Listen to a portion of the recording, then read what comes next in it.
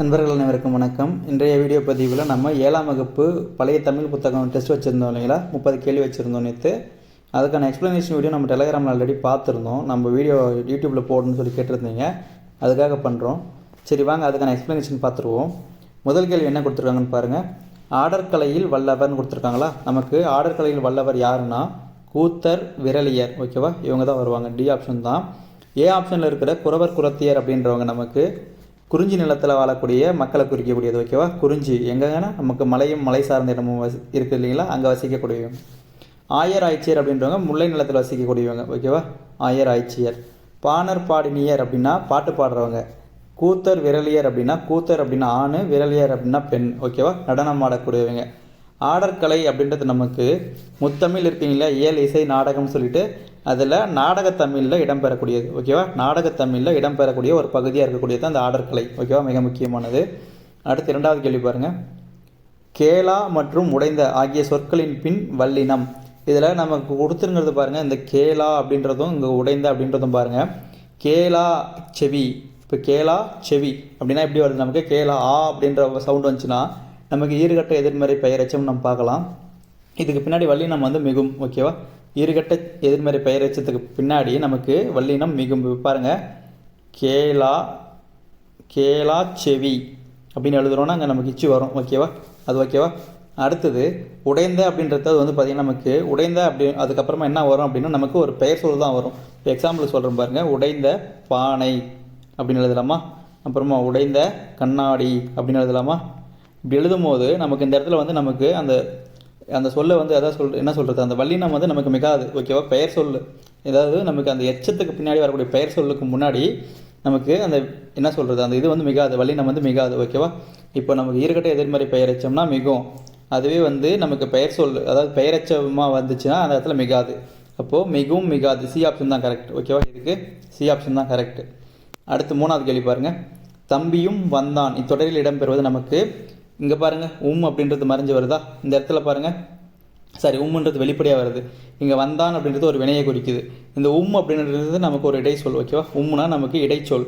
இப்போ வந்தான் அப்படின்றது ஒரு வினைச்சொல். இப்போ பாருங்கள் நமக்கு எது ஆப்ஷனாக வருது? ஆரம்பத்தில் வரக்கூடியது இடைச்சொல்லாக வரணும். இடைச்சொல் வினைச்சொல். அப்போ நமக்கு எது வருதுன்னா டி ஆப்ஷன் தான். ஓகேவா. அடுத்து நான்காவது கேள்வி. மருது பாண்டியர் ஆண்ட பகுதி கேட்டிருக்காங்க. மருது பாண்டியர் அப்படின்றவங்க நமக்கு வேலுநாச்சியார்கிட்ட இருந்தவங்க, தளபதியாக இருந்தவங்க. அவங்க ஆண்ட பகுதியும் பார்த்தீங்கன்னா நமக்கு சிவகங்கை. ஓகேவா, டி ஆப்ஷன் தான் கரெக்ட். ஐந்தாவது கேள்வி. சோழருக்கு உரிய மாலைன்னு கொடுத்துருக்காங்களா. சோழருக்கு உரிய மாலை நமக்கு ஆத்திப்பூ. ஓகேவா, வேப்பம்பூன்றது நமக்கு யாரோடதுங்க? பாண்டியரோடது. வேப்பம்பூன்றது பாண்டியரோடது. பனம்பூ அப்படின்றது நமக்கு சேரரோடது. ஓகேவா, மிக முக்கியமானது. அடுத்து ஆறாவது கேள்வி. வேந்தருக்கு கடன் எது? அதாவது நமக்கு ஒரு புறநானூறு பாட்டு இருக்கும் இல்லைங்களா, நமக்கு பொன்முடியார் பாடினது. ஈன்று புறந்தறுதல் யாருக்குங்க? தாய்க்கு. ஓகேவா, ஒரு ஆண்மகனை பெற்றுக் கொடுக்கறது ஒரு தாயோட கடமை. சான்றோன் ஆக்குதல் அப்படின்றது நமக்கு தந்தைக்கு கடமை. ஓகேவா, தந்தையோட கடமை என்னென்னா அவங்கள வந்து அறிவு நிறைந்தவங்களாக மாற்றுறது. மூணாவதாக ஒன்று கொடுத்துருப்பாங்க இல்லைங்களா, நமக்கு வேல்வடித்து கொடுத்தல் கொள்ளருக்கு கடனே.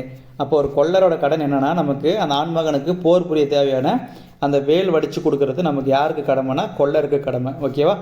அடுத்ததாக நன்னடை நல்கள் வேந்தருக்கு கடனே. இதுக்கு வந்து நமக்கு டி ஆப்ஷன் தான் கரெக்டு.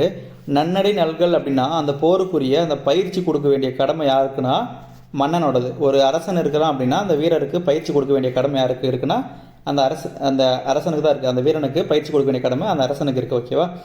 களிறு எரிந்து பெய்யதல் காளைக்கு கடனேன்னு சொல்லுவாங்க. அந்த காளை அப்படின்னா யாருன்னா நமக்கு இப்போ அந்த ஆண்மகன் இருக்கிறான் இல்லைங்களா, அந்த ஆண்மகன் போயிட்டு எதிரி நாட்டோட படையில் இருக்கக்கூடிய யானைகளை கொன்று குவிச்சு வர்றது தான் அந்த ஆண்மகனோட கடமை அப்படின்னு சொல்லுவாங்க. ஓகே, இது வந்து பொன்முடியார் பாடின பாடல் நமக்கு புறநானூரில் இடம்பெறக்கூடியது. ஓகே. அடுத்ததா ஏழாவது கேள்வி பாருங்கள். மலைக்கோட்டையில் காணப்படும் சிற்பங்கள் யாருடைய சிற்பக்கலைக்கு சான்றுன்னு சொல்லியிருக்காங்களா. மலைக்கோட்டை நமக்கு எங்கே இருக்குது? திருச்சியில் இருக்கக்கூடியது. அங்கே இருக்கக்கூடிய சிற்பங்கள் யாரோட காலத்துன்னு பார்த்தீங்கன்னா நமக்கு பல்லவர்கள் காலத்து. ஓகேவா, பல்லவர் கால சிற்பங்கள் மிக முக்கியமானதுங்க. நமக்கு அதிகமாக கேட்பாங்கன்னு நினைக்கிறேன் அந்த முறை. அடுத்து எட்டாவது கேள்வி பாருங்கள். கோழி மாநகரம் என்பதன் மருவு. நம்ம பண்டைய காலத்தில் உறையூர் அப்படின்ற, இப்போ நம்ம உறையூர்னு சொல்கிறோம் இல்லைங்களா திருச்சிக்கு பக்கத்தில், இதோட பழைய பேர் தாங்க அந்த கோழி மாநகரம். ஓகேவா, கோழி மாநகரம் அப்படின்றது உறையூரோட பழைய பேர். ஓகேவா, மிக முக்கியமானது. அடுத்து ஒன்பதாவது கேள்வி பாருங்கள். தேடி ஓட ஆகிய சொற்களின் பின் வல்லினம். இதில் ஃபஸ்ட் இருக்கிறது நமக்கு தேடி அப்படின்னா எப்படி போடுவோம்?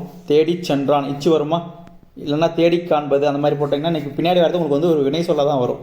அப்போது ஒரு வினை சொல் இருக்குது ஆனால் ஒரு எச்ச சொல் இருக்குது.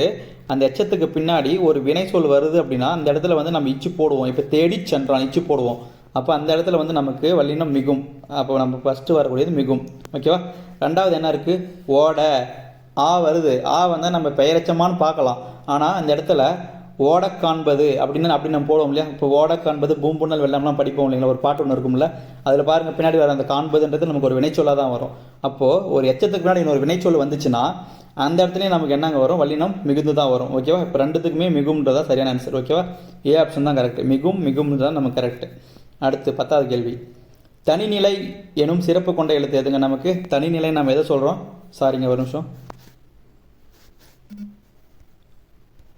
ஓகே, தனிநிலைன்னு நம்ம எதை சொல்கிறோம்னு பார்த்தீங்கன்னா நமக்கு ஆயுத எழுத்தை சொல்கிறோம். ஓகேவா.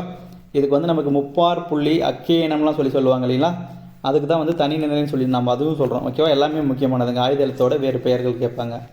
அடுத்து 10வது கேள்வி பாருங்கள். சார்பெழுத்து எத்தனை வகைப்படும்னு கேட்டிருக்காங்களா. நமக்கு சார்பெழுத்து எத்தனைங்க இருக்குது? மொத்தமாக 10 எழுத்து. முதல் எழுத்து எத்தனை இருக்குது? 30 எழுத்து. ஓகேவா. முதல் எழுத்து நமக்கு 30 இருக்குங்க. என்னென்னாக்கா நமக்கு உயிரெழுத்தும் ப்ளஸ்ஸு நமக்கு மெய்யெழுத்து 18, இது ரெண்டுமே சேர்த்து நமக்கு 30 எழுத்து இருக்குங்க. உயிரெழுத்து 12, மெய்யெழுத்து 18 ஆகிய 30 எழுத்துக்களும் நமக்கு முதல் எழுத்துக்கள்னு சொல்லுவாங்க. இதை சார்ந்து பிறக்கக்கூடிய எழுத்துக்கள் எல்லாமே சார்பெழுத்துன்னு சொல்லுவாங்க. அந்த சார்பெழுத்தை வந்து நம்ம எத்தனையாக பிரித்து வச்சுருக்கிறோம் அப்படின்னா 10 வகையாக பிரித்து வச்சுருக்கிறோம். ஓகேவா. எல்லாமே முக்கியங்க. அடுத்தது 12வது கேள்வி. ஔவையார் பாடிய கற்றது கைமண் அளவு எனும் பாடல் வரி இடம்பெறும் நூல் கேட்டிருக்காங்களா. இது ரொம்ப முக்கியமான பாடல் வரிங்க. கற்றது கைமண் அளவு கல்லாதது உலக அளவுன்னு சொல்லி வரும் இல்லைங்களா, அது ஒன்று. இன்னொன்று வந்து எறும்பும் தன் கையால் என்சான் அப்படின்ற சொல்லி ஒரு வரி வரும். அந்த வரியும் ரொம்ப முக்கியம். இதுக்கும் நிறைய டைம் கேட்டிருக்கிறாங்க. இந்த பாடல் வந்து நமக்கு எதில் இடம்பெறுது அப்படின்னு பார்த்தீங்கன்னா தனிப்பாடல் திரட்டு. ஓகேவா. தனிப்பாடல் திரட்டு அப்படின்ற நூலில் தான் இடம்பெறுது. மிக முக்கியமானது. அடுத்தது 13வது கேள்வி. அறிவுரை கோவை எனும் சிறப்பு கொண்ட நூலில் இடம்பெறும் பாடல்களின் எண்ணிக்கை. அறிவுரை கோவை அப்படின்னா நம்ம எதை சொல்லுவோம்? முதுமொழி காஞ்சி. அதை இயற்றினது யார்? கூடலூர் கிழார். அப்போ நமக்கு இதில் எவ்வளோ பாடல் வருதுன்னு பார்த்தீங்கன்னா 10 அதிகாரம் இருக்குங்க. 10 அதிகாரத்துக்கு ஒரு அதிகாரத்துக்கும் 10 பாடல் இருக்குது. ஆக மொத்தமாக நமக்கு எத்தனை பாட்டு வரும்னா 100 பாடல் வரும். ஓகேவா. 100 பாடல்கள் அறிவுரை கோவை. அப்போ நமக்கு 100 பாடல்கள். சி ஆப்ஷன் தான் கரெக்டு. 14வது கேள்வி. இளமையை காட்டிலும் சிறந்தது எதுனா நமக்கு எதுங்க? நோயற்ற வாழ்வு. இளமையை காட்டிலும் சிறந்தது எது நமக்கு? நோயற்ற வாழ்வு. மிக முக்கியமானது. அடுத்தது 15வது கேள்வி. 15. மோசிக்கீரனார் உடற்சோர்வினால் முரசு கட்டிலில் உறங்கிய போது கவரி வீசிய மன்னன் யாருங்க நமக்கு? சேரமான் பெருஞ்சேரல் இரும்பொறை. ஏ ஆப்ஷன் தான் கரெக்ட். 16வது கேள்வி. திராவிட மொழிகளின் தாய் தமிழ் என உலகிற்கு பறைசாற்றியவர் மறைந்த ஆண்டு கேட்டிருக்காங்களா. இது யார் சொன்னதுங்க நமக்கு? கார்டுவெல். ஓகேவா. கார்டுவெல். அவர் எப்போ இறந்து போனார்னு கேட்குறாங்க. ஓகேவா. இப்போ நமக்கு ஒரு விஷயம் சொல்கிறேன் பாருங்கள். 1815 இந்த வருஷத்தில் 2 பேர் பிறகுறாங்க. ஒருத்தர் வந்து நமக்கு மீனாட்சி சுந்தரம், மகாவித்வான் மீனாட்சி சுந்தரம் இருக்கார்ல, ஊவேசாவோட ஆசிரியர், அவரும் நம்ம கார்டுவெல்லும் 2 பேருமே வந்து இந்த வருஷம் தான் பிறக்கிறாங்க. 1815. 1855 வந்து நமக்கு ஊவேசா பிறந்த வருஷம். ஊவே சாமிநாத ஐயர். ஓகேவா. அடுத்ததா 1876 இந்த வருஷம் தாங்க அவர் இவர் இறந்து போனது மீனாட்சி சுந்தரம். ஓகேவா. மீனாட்சி சுந்தரம் இறந்த வருஷம் நமக்கு 1876. 91ன்றது நமக்கு கார்டுவெலுங்க. ஓகேவா. கார்டுவெல் இறந்து போன வருஷம் அப்படின்னா 1891 நமக்கு கொடைக்கானலில் இறந்து போயிருப்பார். ஓகேவா. அவர் தமிழ்நாட்டில் எங்கே தங்கியிருந்தாருன்னா இடையன்குடி, திருநெல்வேலி மாவட்டத்தில் இருக்கக்கூடிய இடையன்குடியில் தங்கியிருப்பார். அந்த கேள்வியும் எடுத்துகிட்டு வந்திருக்க பின்னாடி இருக்குது. இப்போ நம்ம அடுத்ததாக பார்க்க போகிறது நோய்க்கு மருந்து இலக்கியம் என கூறியவர் யாருன்னு கேட்டிருக்காங்களா. இது நம்ம ப்ரீவியஸ் இயர் கொஸ்டினுங்க, நிறைய டைம் கேட்டிருக்காங்க. நமக்கு யாருன்னா மகாவித்வான் மீனாட்சி சுந்தரம், ஊவேசாவோட ஆசிரியராக இருந்தார் இல்லையா, அவர் தான். அடுத்ததா 18வது கேள்வி. மேடை தமிழுக்கு இலக்கணம் வகுத்தவர் யாருன்னா நமக்கு திருவி கல்யாண சுந்தரனார். ஓகேவா. மேடை தமிழுக்கு இலக்கணம் வகுத்தவர் திருவி கல்யாண சுந்தரனார். இதுதான் கரெக்டான ஆன்சரு. 19வது கேள்வி பாருங்கள். பிறருக்கு தீங்கு தராத சொற்களை பேசுவது எதுங்க? நிறைய பேர் எல்லாமே இன்சொல்னு போட்டாங்க. ஆனால் இன்சொல் வரக்கூடாது. நம்ம அப்படி தான் யோசிப்போம். ஆனால் அந்த குறள் படி எது கரெக்டுன்னு பார்த்தீங்கன்னா, திருக்குறள் படி எது கரெக்டுன்னு பார்த்தீங்கன்னா நமக்கு வாய்மை என்பது தான் சரியானது. ஓகேவா. வாய்மை. பிறருக்கு தீங்கு தராத சொற்களை பேசுவதே வாய்மைன்னு சொல்லியிருப்பாங்க. ஓகேவா. அடுத்ததா 20வது கேள்வி. மனிதன் மனிதனாக வாழ மனிதனுக்கு கூறிய அறிவுரை தான் எதுங்க? திருக்குறள். ஓகே. திருக்குறள் தான் கரெக்ட். மனிதன் மனிதனாக வாழ மனிதனுக்கு கூறிய அறிவுரை நமக்கு திருக்குறள். ஓகேவா. அடுத்து 21வது கேள்வி. எல்லா சொல்லும் பொருள் குறித்தனவே என்பது எந்த நூலின் வரிகள்னு கேட்டிருக்காங்களா. எல்லா சொல்லும் பொருள் குறித்தனவே, எல்லா சொல்லுக்கும் ஏதாச்சும் ஒரு பொருள் இருக்குன்னு சொல்லக்கூடியது எதுனா நமக்கு தொல்காப்பியம். ஓகேவா. தொல்காப்பியத்தில் தான் அந்த வரி இடம்பெறுது. 22வது கேள்வி. கார்டுவெல் தமிழகத்தில் வாழ்ந்த இடையன்குடி எந்த மாவட்டத்தில் அமைந்துள்ளது? ஏற்கனவே சொல்லியிருக்கேன் இல்லைங்களா, ஏற்கனவே முன்னாடி சொல்லிட்டேன். அது வந்து பார்த்தீங்கன்னா நமக்கு திருநெல்வேலி. ஓகேவா. திருநெல்வேலியில் தான் அவர் வாழ்ந்தார். கார்டுவெல் வந்து இடையன்குடியில் வாழ்ந்தவர். ஓகே. திருநெல்வேலி மாவட்டம். அடுத்து 23வது கேள்வி. வேண்மிகு தானை வேந்தற்கு கடனை என பாடியவர். ஏற்கனவே பொன்முடியார் வந்து ஒரு 5 கடமை சொல்லியிருப்பாங்களா? இந்த கடமையை சொன்னது யாருன்னா நமக்கு மோசிக்கிறார். என்ன சொல்றாங்க அப்படின்னா, வேல் படையை வச்சிருக்கிற ஒரு அரசனோட கடமை என்னன்னா அந்த நாட்டை பாதுகாக்கணும். ஓகேவா? வேல் கம்பு எல்லாமே வச்சிருக்கீங்க, நீங்க தான் அந்த நாட்டை பாதுகாக்கணும்னு சொல்லிட்டு அரசருக்கே கடமையா சொல்றது யாருன்னா நமக்கு மோசிக்கிறார். மிக முக்கியமானது. வேண்மிகு தானை அப்படின்னா வேலை வச்சிருக்கிறவங்க, வேந்தருக்கு கடனை அரசனுக்கு கடன். ஓகேவா? Okay, right. அடுத்து 24வது கேள்வி.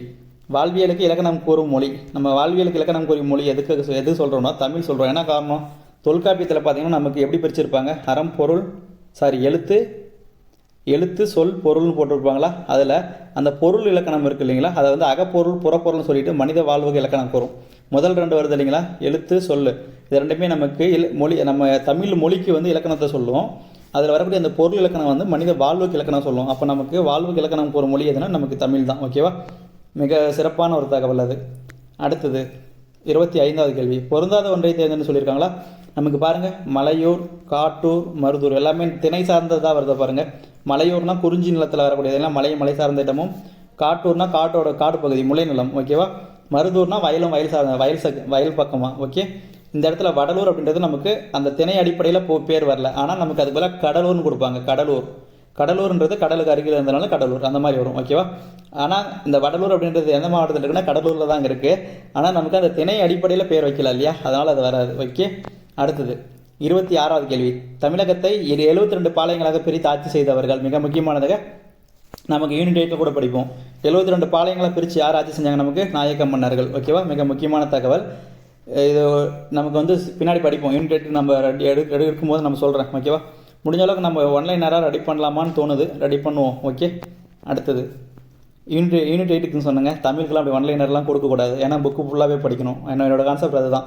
நீங்கள் புக்கு ஃபுல்லாக A to Z படிச்சிங்கன்னா தான் 100 கேள்வி அட்டன் பண்ண முடியும். ஓகே, 27வது கேள்வி. போரை ஒளிமின் என கூறியவர் யாருங்க? நமக்கு போரை ஒளிமின் இந்த ஸ்டேட்மெண்ட்டை சொன்னது ஏன்னா நமக்கு கோவூர் கிளார். மிக முக்கியமான வரிகள், ப்ரீவியஸ் இயர் கொஸ்டினும் கூட. ஓகேவா? அடுத்தது 28வது கேள்வி. பெண்ணின் பெருமை நூலின் ஆசிரியர். பெண்ணின் பெருமை யாரோட நூல்? நமக்கு திருவி கல்யாண சுந்தரனாரோடது. ஓகேவா? மிக முக்கியமான நூல். நமக்கு நிறைய நூல் இருக்குங்க. அதாவது எல்லாருமே நிறைய பேர் தெரிஞ்சிருக்கும். தமிழ் தென்றல்லாம் ஈஸியாக சொல்லிட்டு போயிருவீங்க. இந்த மாதிரி 1-2 எக்ஸ்ட்ரா எடுத்துகிட்டு வந்தால் கொஞ்சம் கற்றுப்பீங்க, அதுக்காக எடுத்துகிட்டு வந்தேன். Okay, right. 29வது கேள்வி. மௌன குருவிடம் ஞான நெறி பெற்றவர். அதாவது நமக்கு தாய்மானவர் வந்துட்டு சின்ன வயசுலேயே வந்துட்டு மலைக்கோட்டை கோயிலுக்கு போயிருப்பார். அங்கே தாய்மானவர் கோயில் இருக்கும். அங்கே போயிட்டு ஆட்டோமேட்டிக்காக பாட்டு பாடுவார். அங்கே இருந்தவர் தான் அந்த மௌன குருன்றவர். இவர் பாட்டு பாடுறதை பார்த்துட்டு இவர் என்ன பண்ணுவார்னா இவரை வந்து சீடராக ஏற்றுக்குவார். ஓகேவா? சீடராக ஏற்றுக்குவார். அப்போ சீடராக ஏற்றுக்கிட்டு என்ன பண்ணுவார்? இவர் தாய்மானவருக்கு ஞான நெறி கொடுப்பார். ஓகேவா? மிக முக்கியமானது. அடுத்து 30வது கேள்வி. திருவரங்க கோவில் பள்ளி மடையில் பணிபுரிந்தவர் சொல்லியிருக்காங்களா? திருவரங்கம்னா நமக்கு ஸ்ரீரங்கம் கோயிலுங்க. அங்கே வேலை செஞ்சவர் யாருன்னா நமக்கு காலமேக புலவர். ஓகேவா? மிக முக்கியமானது. அதாவது எல்லாருமே வந்து நமக்கு சமண சமயத்திலிருந்து சைவத்துக்கு மாறி இருப்பாங்க. ஓகேவா? நீங்கள் படிச்சிங்கன்னா தெரியும். சமணத்திலேருந்து தான் மாறி இருப்பாங்க சைவத்துக்கு. ஆனால் இவர் ஒரு ஆள் என்ன பண்ணியிருப்பார் அப்படின்னா நமக்கு வைணவத்திலிருந்து நமக்கு சைவத்துக்கு மாறி இருப்பார். ஏன்னா இவரோட காதலி வந்து சைவ சமயத்தை சார்ந்தவங்க. மிக முக்கியமானது. இவரோட மத மாற்றம் வந்து கொஞ்சம் டிஃப்ரெண்ட்டாக இருக்கும், ஞாபகம் வச்சுக்கோங்க. ஓகேவா? இவரோட இயற்பெயர் நமக்கு என்னன்னு தெரியும் இல்லைங்களா உங்களுக்கு? வரதன் என்னும் இயற்பெயரை கொண்டவர். மிக முக்கியமான தகவல். 30 கேள்வி எடுத்துகிட்டு வந்திருக்கிறேன். நேற்று நான் திருக்குறள் சொல்லியிருந்தேன், ஆனால் திருக்குறள் நம்ம கவர் பண்ணலை.